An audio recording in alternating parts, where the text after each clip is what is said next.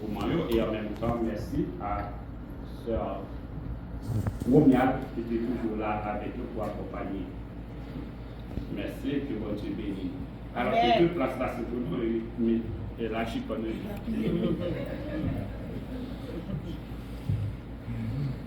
Donc, alors qu'on va faire distribution pour nous-mêmes à la gloire de Dieu, on va faire ça. Donc, tout ça peut être étiqueté, cadeau étiqueté, on va garder le nom et puis on va faire ça. Oui.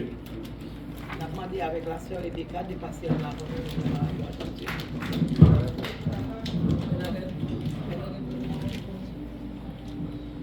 Nous avons appelé les sœurs Rebecca pour nous-mêmes à la gloire de Dieu. Frère Dupré.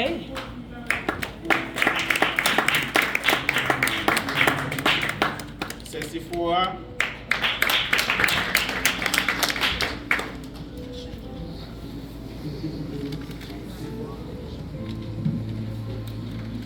C'est Sephora.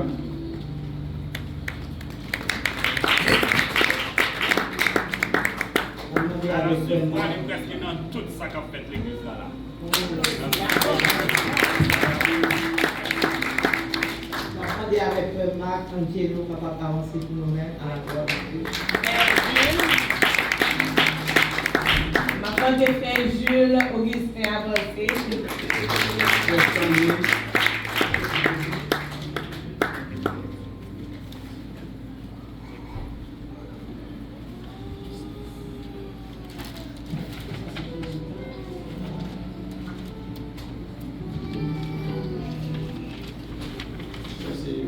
Une personne spéciale, c'est Flore.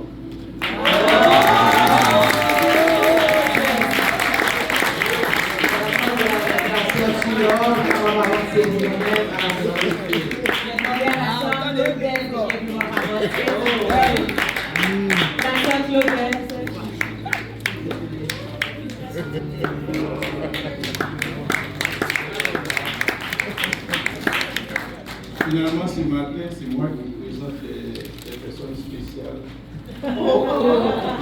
Frère Chris.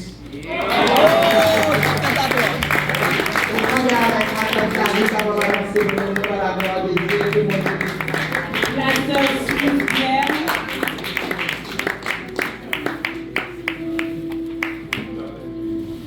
On a demandé avec le frère de Dick qui a capable d'avancer pour nous-mêmes à la gloire de Dieu. Que Dieu te bénisse. C'est Milan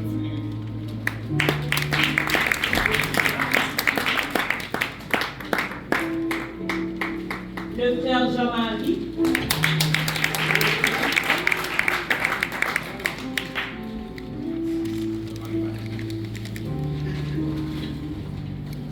C'est Église. Le frère Kenley. Le frère Emmanuel qui a capable d'avancer pour nous-mêmes à la gloire de Dieu. C'est Stéphanie. Le frère Cité.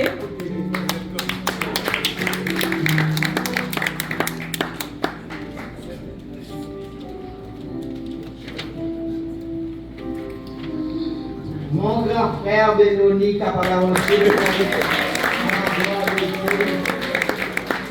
La sœur Vidal. La sœur Guilanda.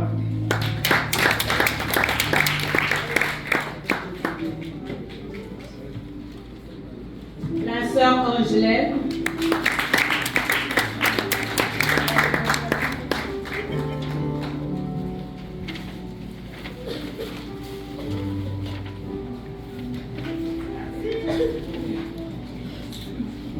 La sœur Whitley capable d'avancer pour nous-mêmes à la gloire de Dieu. La sœur Whitley.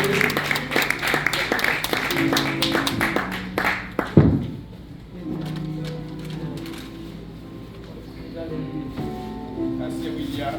On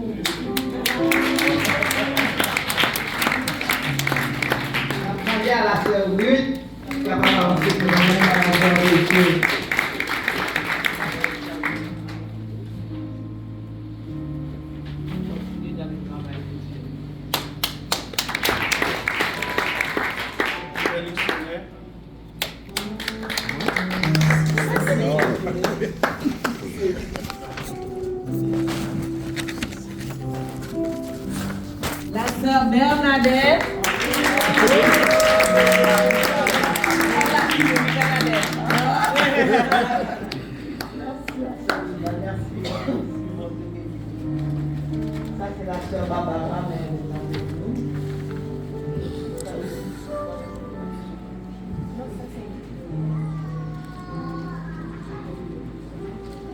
Mais il laisse qu'on va avancer pour nous-mêmes.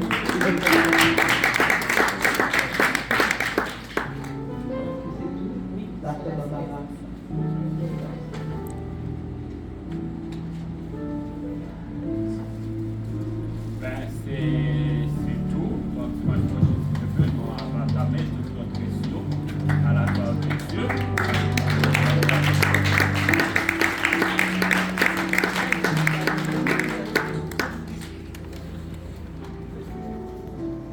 Et le Seigneur, merci. Donc, nous arrivons dans le premier dimanche de l'année.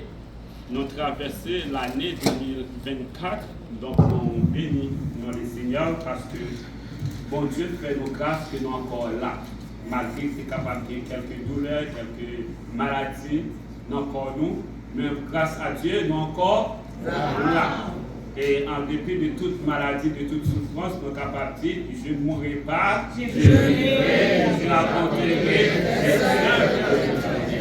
Oui, maladie, tension capable d'encore moins, mais moi je dis que je ne mourrai pas, je vivrai et je raconterai les œuvres de l'Éternel. Et vous-même, vous êtes capable de déclarer sous la vie, vous dites, moi pas courir ma fille, et moi pas raconter les œuvres de l'Éternel.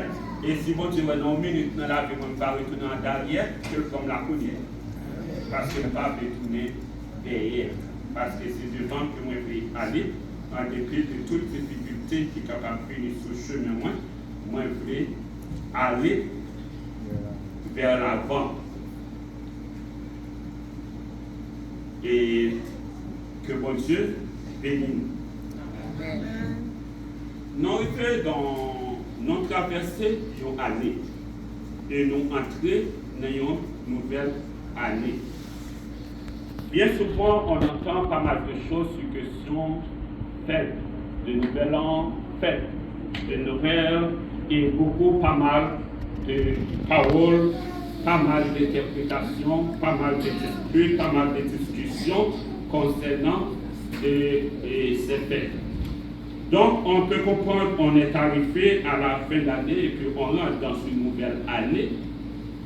Et Dieu avait donné à Israël l'ordre de faire une expiation annuelle. Donc, expiation annuelle. À chaque année, c'était le rôle du souverain sacrificateur de rassembler le peuple et de faire l'expiation annuelle. Et non qu'on a besoin d'une expiation, c'est fait sentir et est devenu une nécessité parce que sans cela, les péchés commis par Israël l'auraient assujetti à la colère de Dieu. Et quand on est par exemple dans Lévitique 16, verset 30,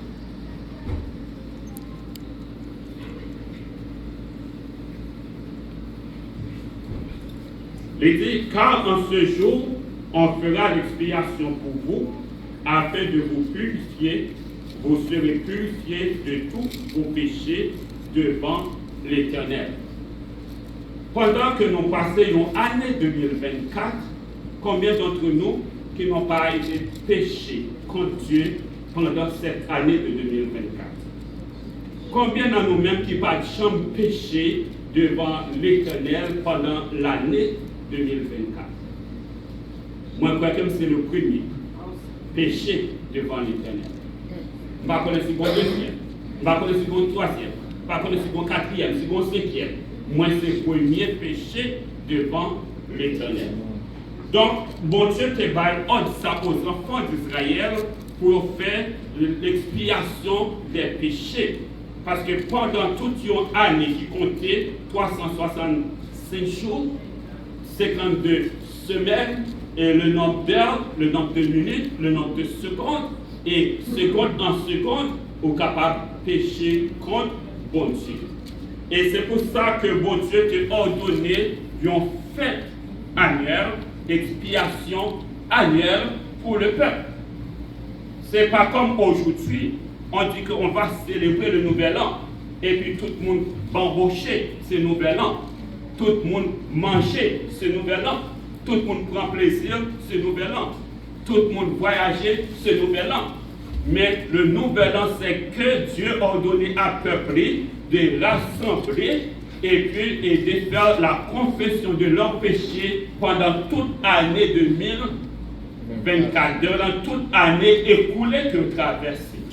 Peut-être pendant l'année 2024, là, il y a des gens en colère contre lui-même, il y a des gens fâchés contre lui-même, il y a des gens qui ont haine dans le cœur contre lui-même, il y a des gens qui ont rancune contre lui-même, il y a des gens qui ont fait médisance sous lui, il y a des gens qui ont vécu avec l'hypocrisie, il y a des gens qui ont vécu avec les mensonges, ou des gens qui ont fraude ou t'es fait, ou des gens qui ont méchanceté ou t'es fait, ou des gens qui ont côté rentré ou t'es pas de rentrer, il y a des côtés pilés ou pas de piler, il y a des actions que commettre ou pas de faire. Pendant l'année 2024, là, peut-être que tu es livré dans l'impudicité, ou tu es livré dans l'immoralité, ou tu es livré dans la débauche.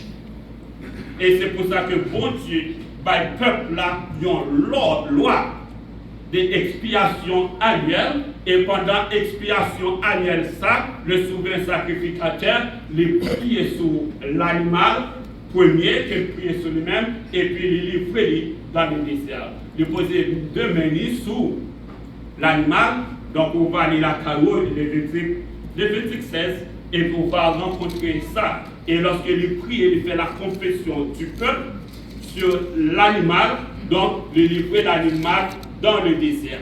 Et par là qu'on voit que par là, l'animal là allait dans le désert avec le péché du peuple, dans le désert.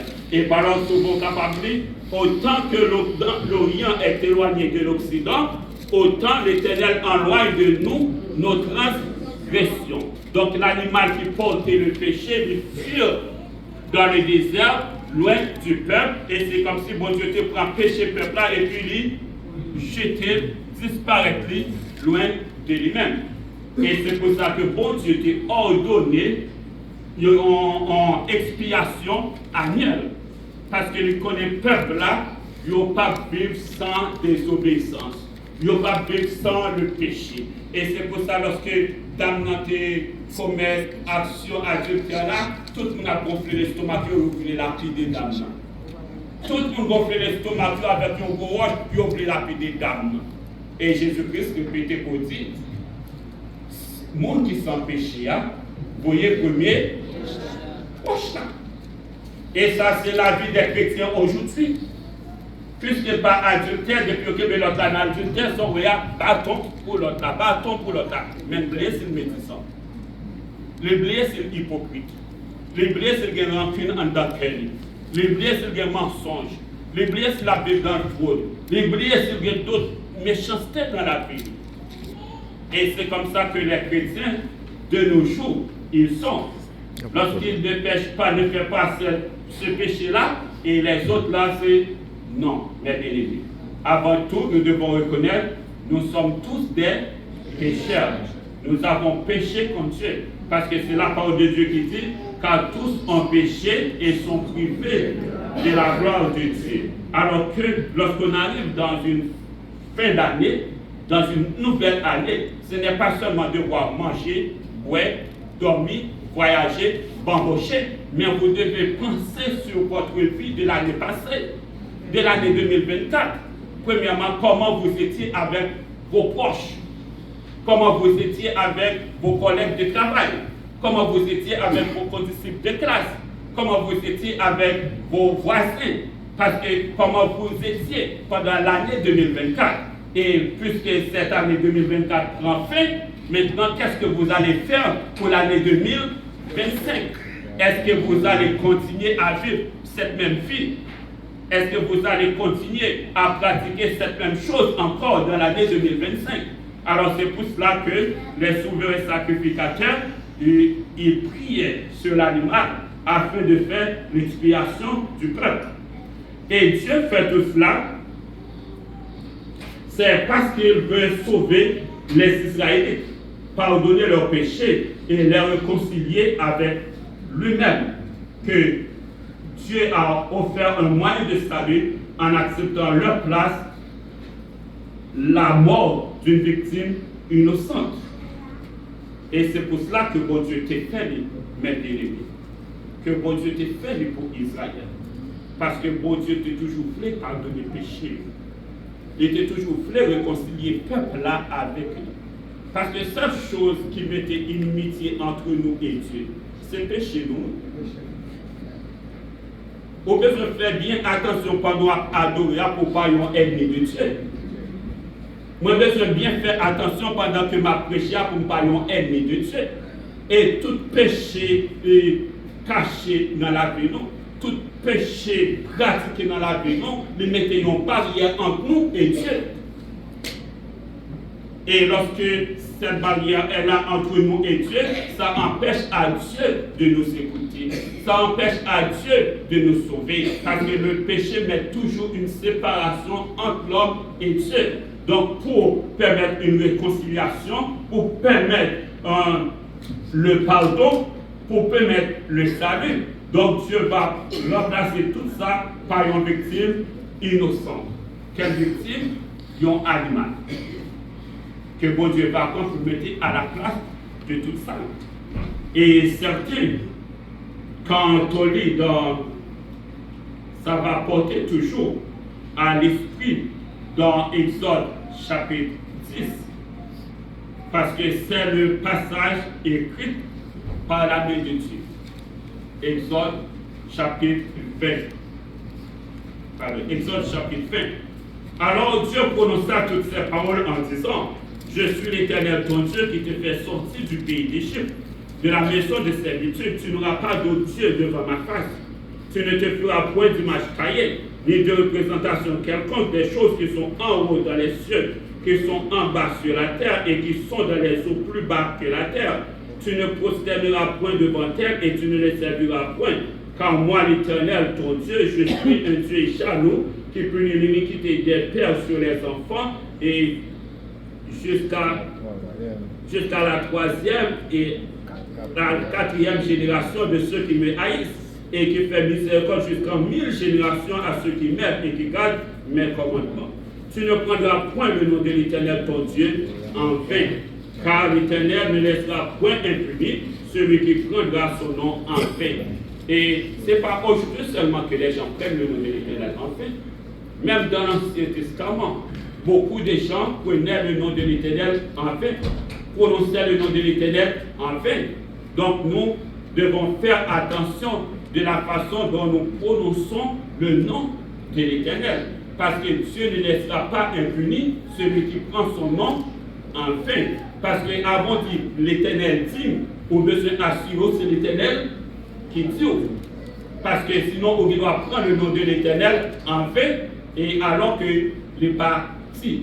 Et c'est souvent que les prophètes, ils ont été toujours, les faux prophètes, les faux serviteurs, ils ont été toujours prendre le nom de l'Éternel en vain et prononcer toutes sortes de paroles, et c'était toujours en vain.